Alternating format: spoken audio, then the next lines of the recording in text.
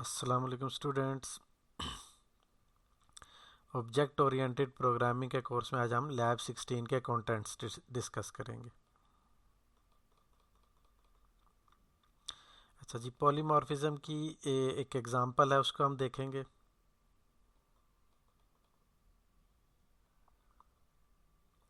ठीक है, एक पेरेंट क्लास है शेप और इसकी सब क्लासेस। इस एग्जांपल को हम डिस्कस करेंगे।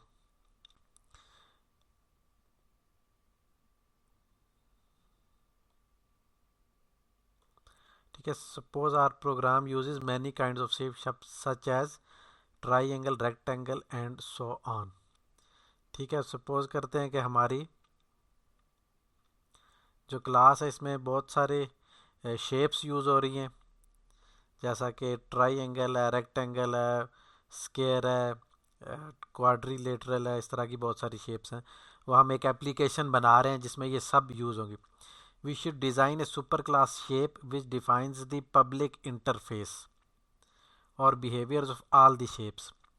हमने एक पेरेंट क्लास बनानी है शेप के नाम से, जिसके अंदर जितने भी शेप्स के कॉमन इंटरफेसेस हैं वो उसमें डिफाइन कर दी जाए, कॉमन बिहेवियर जो है उसके अंदर डिक्लेयर कर दी जाए। For example, we would like all the shapes to have a method called get area. अब शेप के कॉमन एट्रीब्यूट्स क्या होंगे? उनके अंदर एरिया होगा, उनके अंदर पैरामीटर होगा, उनके अंदर बॉर्डर की विड्थ होगी, उनके अंदर फिल कलर होगा। इस तरह के कॉमन एट्रीब्यूट्स होंगे। उसकी एक एग्जांपल हो सकती है उसका एरिया। ठीक है, गेट एरिया का एक फंक्शन हम शेप की पेरेंट क्लास में दे देंगे, तो उसकी हर चाइल्ड की क्लास, और ये एब्स्ट्रैक्ट फंक्शन होगा, तो हर चाइल्ड क्लास के अंदर भी गेट एरिया का फंक्शन आ जाएगा। तो ये गेट एरिया का फंक्शन क्या करेगा? Returns the area of that particular shape. ठीक है, ये गेट एरिया का फंक्शन क्या करेगा? उस शेप का एरिया रिटर्न करेगा। ठीक है, तो हम बेसिकली क्या करना चाह रहे हैं? एक एप्लीकेशन बनाना चाह रहे हैं जावा के अंदर, जिसमें बहुत सारी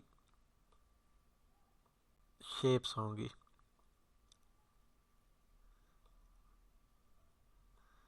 ठीक है, वो शेप्स क्या क्या हो सकती हैं? वो शेप्स होंगी सर्कल,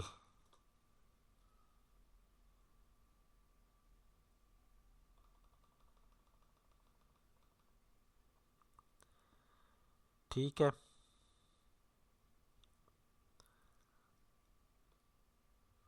और वो शेप्स क्या हो सकती हैं? ट्राइंगल,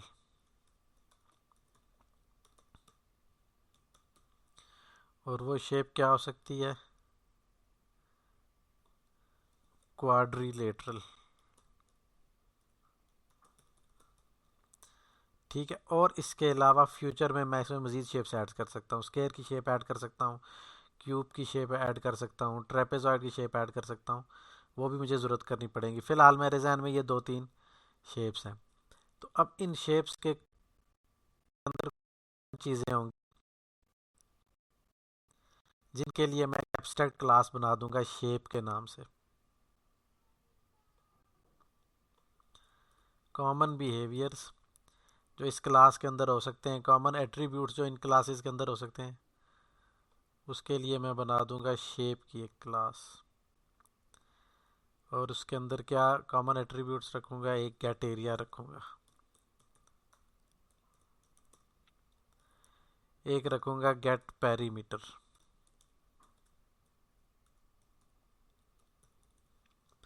इसके अलावा इनके अंदर क्या हो सकते हैं? फिल कलर का फंक्शन हो सकता है,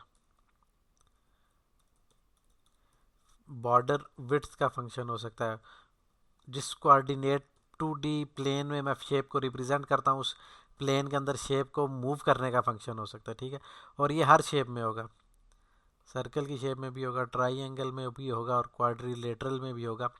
और इन फ्यूचर मैंने कुछ शेप्स ऐड करनी है। स्क्वायर की शेप ऐड करनी है, ट्रेपेजॉइड की शेप ऐड करनी है, पैरेललोग्राम की शेप ऐड करनी है। उन सब के अंदर भी ये पैरामीटर होंगे। ठीक है, तो ये सिनेरियो है। अब जो हमारी एग्जांपल हम डिस्कस करने जा रहे हैं उसमें शेप है, और उसके दो दो सब क्लासेस हैं, ट्राइंगल और रेक्टेंगल।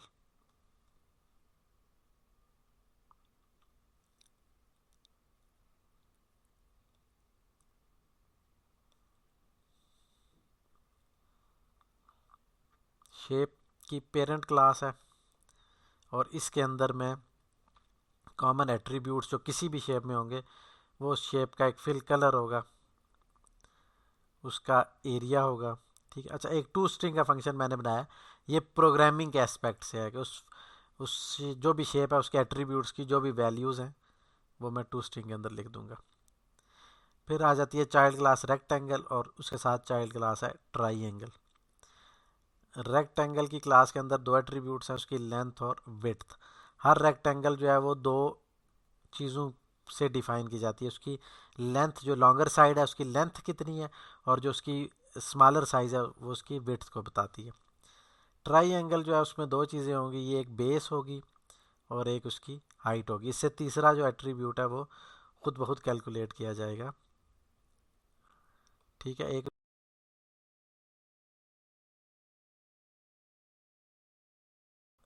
तीसरी साइड है वो पाइथागोरस थ्योरम के ज़रिए हम वैसे फाइंड कर लेंगे। ठीक है। एक बेस और एक परपेंडिकुलर जिसे हम हाइट भी कह रहे हो। तीसरा जो है वो हाइपोटेन्यूज है, वो हम कैलकुलेट करते हैं पाइथागोरस थ्योरम से। दो चीज़ें काफ़ी हैं हमारे लिए। ठीक हो गया।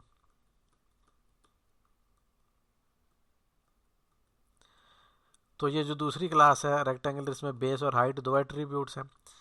इसके अंदर भी गेट एरिया होगा और इसके अंदर भी टू स्ट्रिंग का फंक्शन है जो कि सारे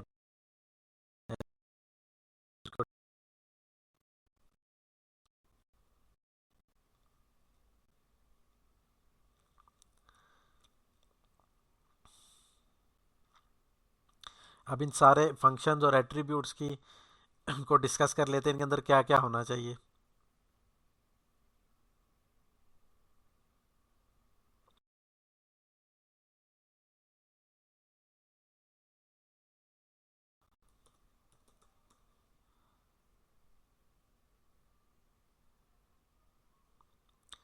शेप की क्लास में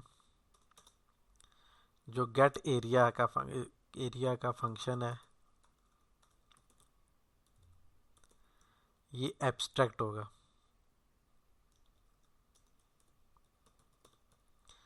एब्स्ट्रैक्ट क्यों होगा? क्योंकि जब तक मुझे पता नहीं है कि वो शेप जो है वो रेक्टेंगल है या ट्राइंगल है, रेक्टेंगल है या ट्राइंगल है, तब तक मैं नहीं बता सकता कि उसका एरिया फाइंड कैसे करना है। ठीक हो गया। तो इसलिए शेप के अंदर गेट एरिया का फंक्शन जो है वो मैंने एब्स्ट्रैक्ट रखा है। और टू स्ट्रिंग का फंक्शन जो है, टू स्ट्रिंग का फंक्शन जो है शेप के अंदर क्या करेगा, वो डिस्प्ले करेगा एट्रीब्यूट कलर की वैल्यू को। ठीक हो गया। अब आ जाएं रेक्टेंगल की क्लास में।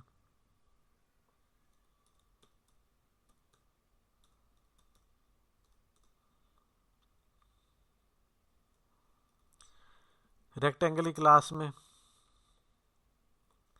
गेट एरिया का फंक्शन क्या करेगा, एरिया रिटर्न करेगा। कैसे रिटर्न करेगा?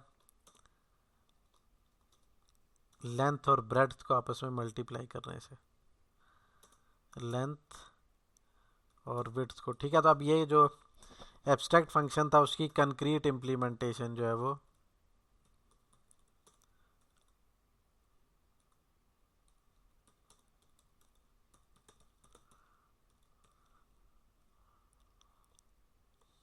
इसके अंदर मुझे मिल जाएगी। ठीक है। और टू स्ट्रिंग का फंक्शन इसमें क्या करेगा, टू स्ट्रिंग का फंक्शन जो है वो इसमें तीन काम करेगा। कलर की वैल्यू शो करेगा, लेंथ और विड्थ की वैल्यू जो है वो शो करेगा। इसके बाद है ट्राइंगल की क्लास।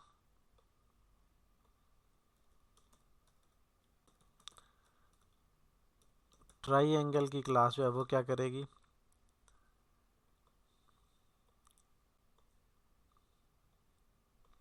उसकी गेट एरिया का फंक्शन जो है वो जो बेस और हाइट है उसको यूज़ करते हुए, जो फार्मूला है एरिया का उसको यूज़ करते हुए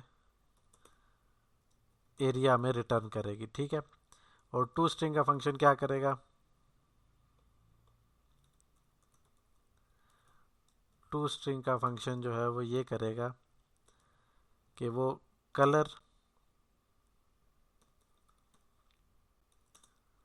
और इसके अलावा बेस और हाइट, इन तीन एट्रीब्यूट्स की वैल्यूज़ को शो करेगा। ठीक है, तो इस तरह से इन तीनों क्लासेस का एक बेसिक आइडिया मैंने बना लिया। ठीक है, अब आगे आते हैं। ये तो हायरार्की की क्लास। अब मैंने शेप की क्लास का कोड लिखना है।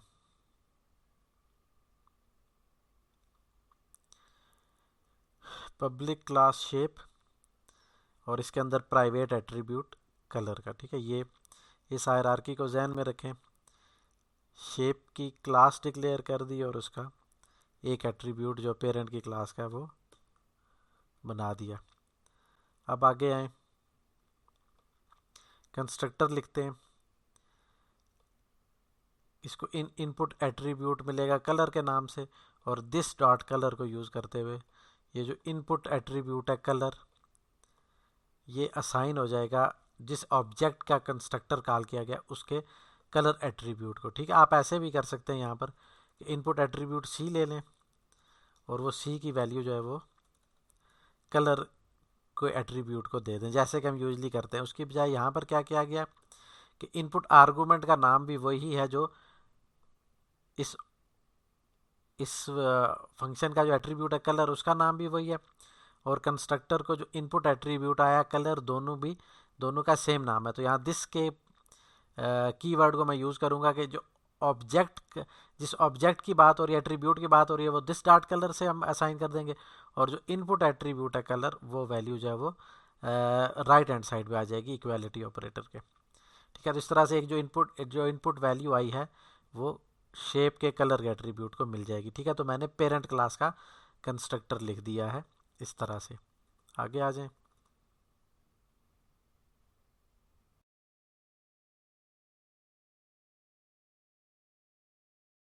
क्या करना है, टू स्ट्रिंग का फंक्शन जो कि ऑब्जेक्ट की क्लास में होता है वो लिखूंगा, उसको ओवरराइड करूंगा इस क्लास में। जो मेरी शेप की क्लास है ये क्या करेगा, टू स्ट्रिंग का जो है फंक्शन वो क्या करेगा, कलर की वैल्यू को शो करेगा। मैंने यहाँ आपको बताया था इस डायग्राम में कि शेप के अंदर जो टू स्ट्रिंग का फंक्शन है वो कलर की वैल्यू को डिस्प्ले करेगा। फंक्शन है वो क्या करेगा, कलर की वैल्यू को शो करेगा। शेप के अंदर जो टू स्ट्रिंग का फंक्शन है वो कलर की वैल्यू, क्योंकि शेप का एक ही एट्रीब्यूट है कलर के नाम से। तो ये शेप की क्लास मैंने बना ली। अब गेट एरिया जो है,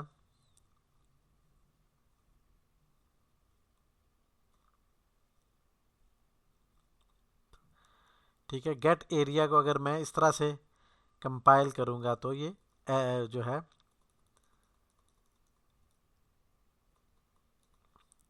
गेट एरिया को अगर मैं किसी उसके लिए मैं जो है गेट एरिया को मुझे एब्स्ट्रैक्ट फंक्शन बनाना है। ठीक है, हर शेप का गेट एरिया होना चाहिए, लेकिन इस फंक्शन के अंदर जो गेट एरिया है वो एक एब्स्ट्रैक्ट फंक्शन होना चाहिए। ठीक है,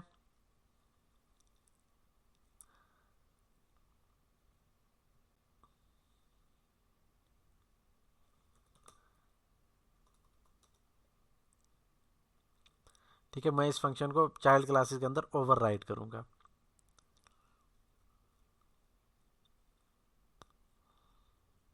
अच्छा जी, इसके बाद आ जाता है,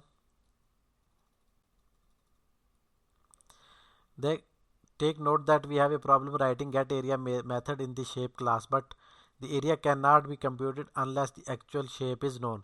ठीक है, हम एरिया तब तक नहीं फाइंड कर सकते जब तक कि हमें एक्चुअल शेप ना पता करें। We shall print an error message for the time being in the later session. I will show how to resolve this problem. इसका ये जो अगर हम मैं शेप के कोई ऑब्जेक्ट बना के उसके लिए ये फंक्शन कॉल करूँगा तो मेरे पास ये आएगा कि शेप नहीं आई तो मैं उसका इन एरिया नहीं क्रिएट कर सकता। हम ये करेंगे कि हम इस फंक्शन को एब्स्ट्रैक्ट बना देंगे, ठीक है, पब्लिक के बाद एब्स्ट्रैक्ट का कीवर्ड डाल देंगे।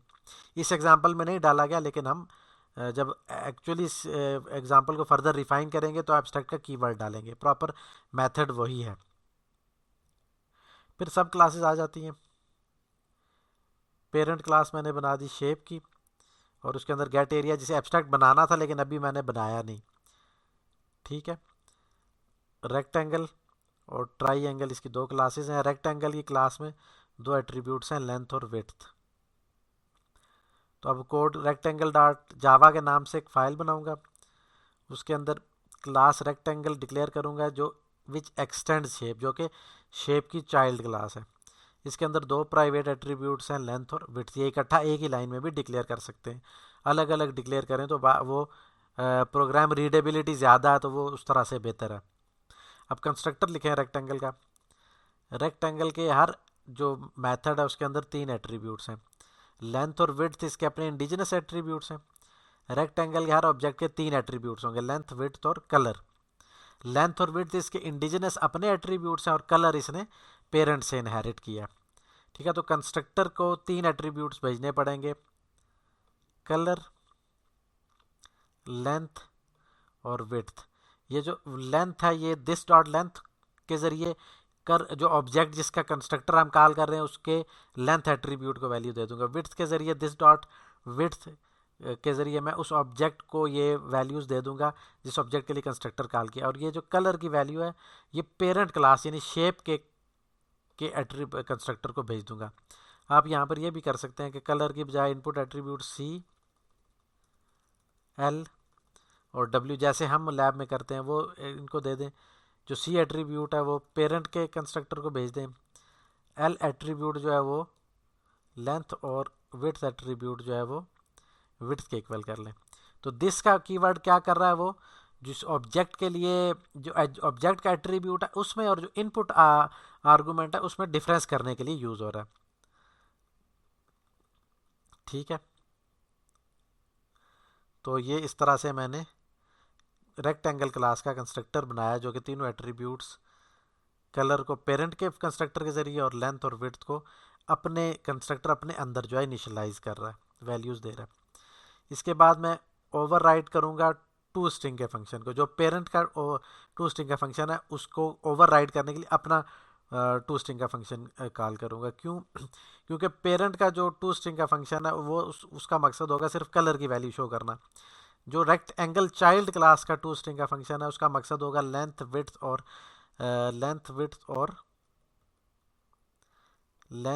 और कलर तीनों वैल्यूज़ को शो करना। तो फिर मैं अब चाइल्ड क्लास जो है पेरेंट के टू स्ट्रिंग के फंक्शन को ओवरराइड करेगी। कैसे करेगी, वो लेंथ शो करेगी, विड्थ शो करेगी और सुपर का टू स्ट्रिंग यानी पेरेंट का टू स्ट्रिंग कॉल करेगी। तो पेरेंट के टू स्ट्रिंग में क्या होगा, कलर का एट्रीब्यूट की वैल्यू शो होगी, जैसे ये ऊपर हमने शेप के क्लास के अंदर हमने जो टू स्ट्रिंग का फंक्शन था वो कॉल किया। अब यहाँ एक बात आप देख लीजिएगा कि चाइल्ड क्लास में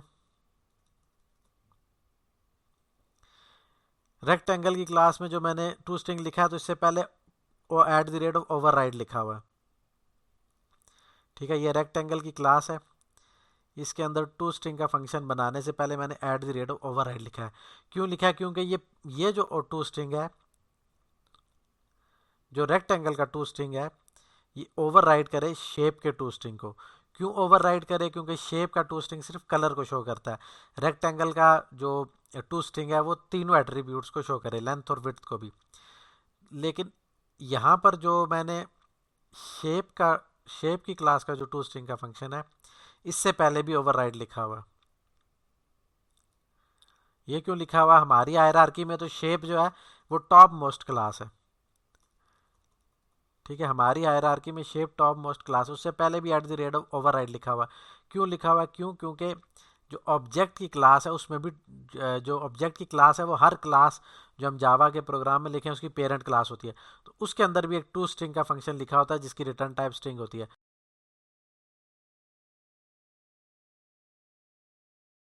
ठीक हो गया।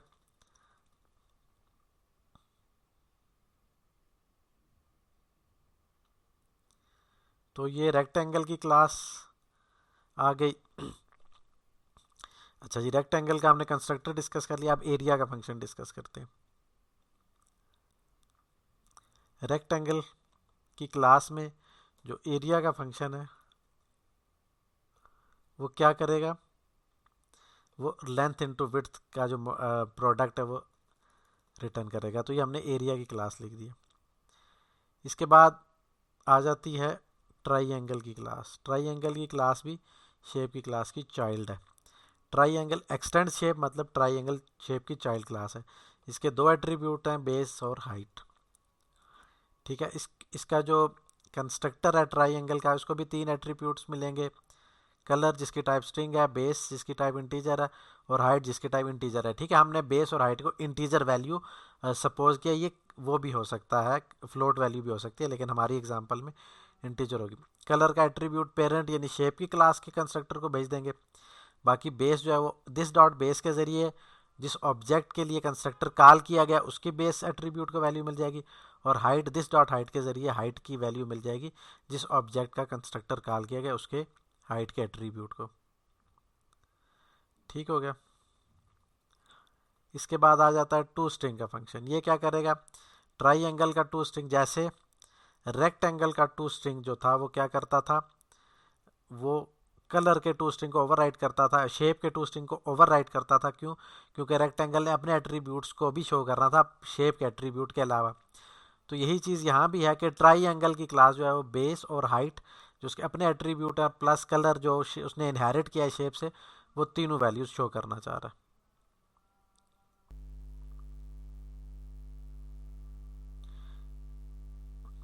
तो इसलिए जो ट्राइंगल का टू स्ट्रिंग का फंक्शन है वो क्या करेगा, वो बेस हाइट और बेस के एट्रीब्यूट की वैल्यू और हाइट के एट्रीब्यूट और सुपर डॉट टू स्ट्रिंग के जरिए जो कलर का एट्रीब्यूट जो उसने पेरेंट से लिया उसकी तीन वैल्यूज को शो करेगा। ठीक हो गया। गेट एरिया की बात करें। अच्छा, गेट एरिया से पहले भी at the rate of override लिखा हुआ है। इसकी वजह ये at the rate of override इसलिए लिखा है कि एरिया जो पेरेंट के अंदर है वो इम्प्लीमेंटेबल फंक्शन नहीं है। तो ये क्या कर रहा है, बेस इंटू हाइट को डिवाइडेड बाई 2 कर रहा है या 0.5 से मल्टीप्लाई कर रहा है। ठीक है, जो एरिया होता है ट्राइंगल का वो base into height divided by 5 होता है। ये अगर 90 डिग्री जो है परपेंडिकुलर और बेस के दरमियान 90 डिग्री का एंगल हो तो उस सूरत में एरिया इस तरह से कैलकुलेट होता है।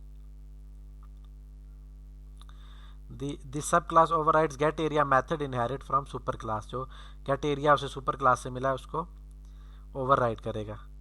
ठीक है, ये हमने डिस्कस कर लिया। अब हम एक test shape dot Java class लिखेंगे ताकि हम चाइल्ड क्लास के ऑब्जेक्ट्स बना सकें और उनको शो कर सकें output. In our application we can create references of shape. हम शेप क्लास के पॉइंटर या रेफरेंसेस बनाएंगे and assigned them to instances of subclasses. ठीक है, वेरिएबल बनाएंगे शेप टाइप का और उसको चाइल्ड क्लास के ऑब्जेक्ट्स की तरफ पॉइंट करेंगे। तो पब्लिक क्लास टेस्ट शेप, हमने एक क्लास बनाई टेस्ट शेप के नाम से, इसके अंदर मेन का फंक्शन बनाएंगे।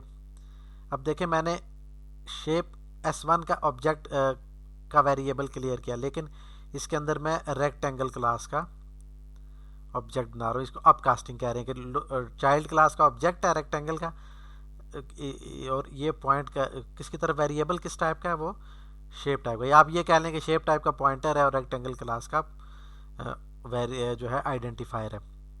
ठीक है, फिर मैं प्रिंट करूँगा S1 के एट्रीब्यूट्स को। ये उसका टू स्ट्रिंग फंक्शन जो है वो रन करेगा।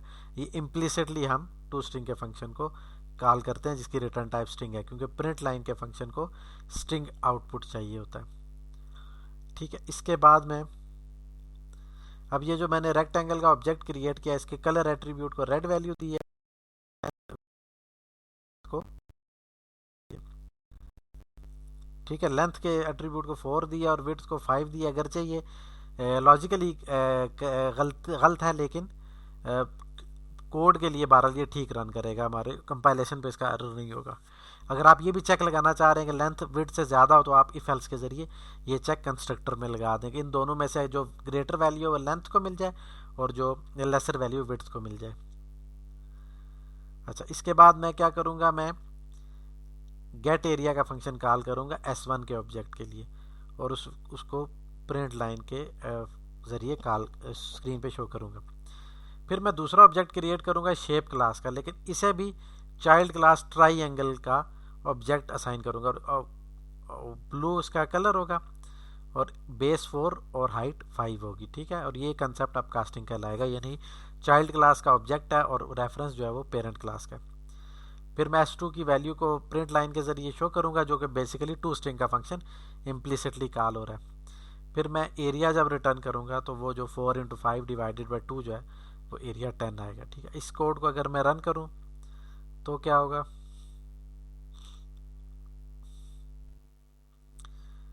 हम मैं पहले जाता हूँ डायरेक्टरी में जिसमें मैंने ये तीनों फाइल्स रखी हुई। ठीक है, मेरे पास ये तीनों फाइल्स जो हैं, पहले शेप की क्लास जो है,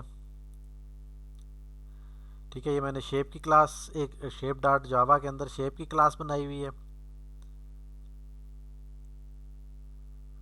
फिर मैं रेक्टेंगल एक्सटेंड शेप रेक्टेंगल की क्लास जो कि शेप की चाइल्ड क्लास है वो रेक्टेंगल डॉट जावा के अंदर, और फिर मैंने ट्राई डॉट जावा, ये ट्राई एंगल की डॉट जावा के अंदर ट्राई एंगल जो कि एक्सटेंड कर रही है शेप को, जो कि शेप की चाइल्ड क्लास है वो बनाई हुई है। और फाइनली मैंने एक फाइल बनाई है टेस्ट शेप के नाम से, टेस्ट शेप डॉट जावा के अंदर टेस्ट शेप की क्लास बनाई हुई जिसके अंदर मेन का फंक्शन मैंने लिखा है। तो ये मेरी क्लासेस बन गई। अब इसको डायरेक्टरी में मैं चला जाऊंगा, उसके बाद मैं इसके कोड को कंपाइल करूंगा, क्लास फाइल्स मेरे पास बन जाएंगी।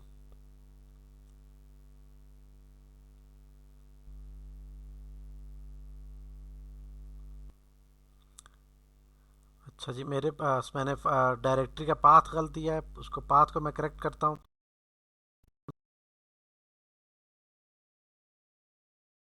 नहीं आया, अब इस फाइल टेस्ट शेप की फाइल को रन करता हूँ। अब देखें इसमें सबसे पहले जो लाइन रन हुई है,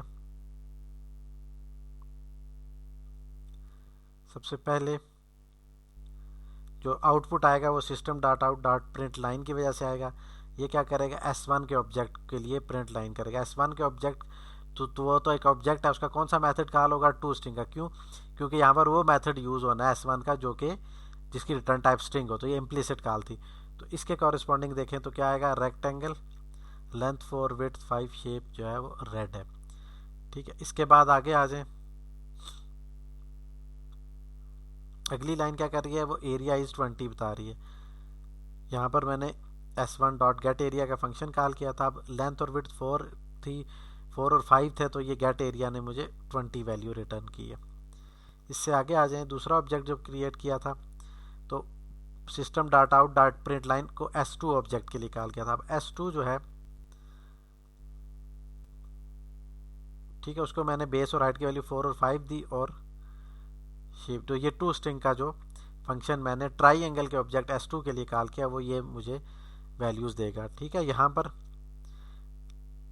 S2 जो है वो चूँकि ट्राई एंगल क्लास का ऑब्जेक्ट है, तो उसके जिस ऑब्जेक्ट की रिटर्न टाइप स्ट्रिंग है वो रिटर्न होगा यहाँ पर, और यहाँ पर वो फंक्शन था टू स्ट्रिंग।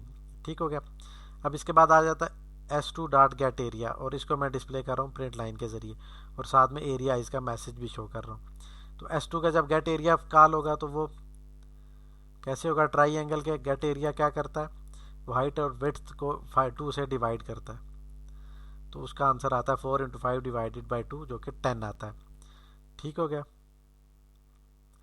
तो इस तरह से ये हम यहाँ पर पॉलीमॉर्फिज्म की एग्जांपल मैंने आपको बताई है, कैसे गेट एरिया का पेरेंट का जो फंक्शन है वो चाइल्ड के गेट एरिया में डिफरेंट तरीके से एरिया कैलकुलेट करता है, और ट्राई एंगल गेट एरिया में डिफरेंट तरीके से कॉल। अब आपने जब ये लैब परफॉर्म करनी है तो आपने गेट एरिया के फंक्शन को जो शेप की क्लास में एब्स्ट्रैक्ट बनाकर इस लैब को परफॉर्म करना है। ठीक है, ये फंक्शन आपने एब्स्ट्रैक्ट बनाना है ताकि हम शेप की क्लास के ऑब्जेक्ट्स ना बना सकें। ठीक है, ये जो ऑब्जेक्ट्स यहाँ पर यूज़ हुए हुए ये ट्राइंगल और रेक्टेंगल की क्लास है जिनको shape as a reference use कर रहे हैं। तो शेप का कंस्ट्रक्टर बेसिकली हम कभी कॉल नहीं कर सकते मेन में से, चाइल्ड क्लासेस में तो वो कंस्ट्रक्टर जो है वो यूज़ हो रहा है। तो ये चीज़ आपने लैब में आज परफॉर्म करना है।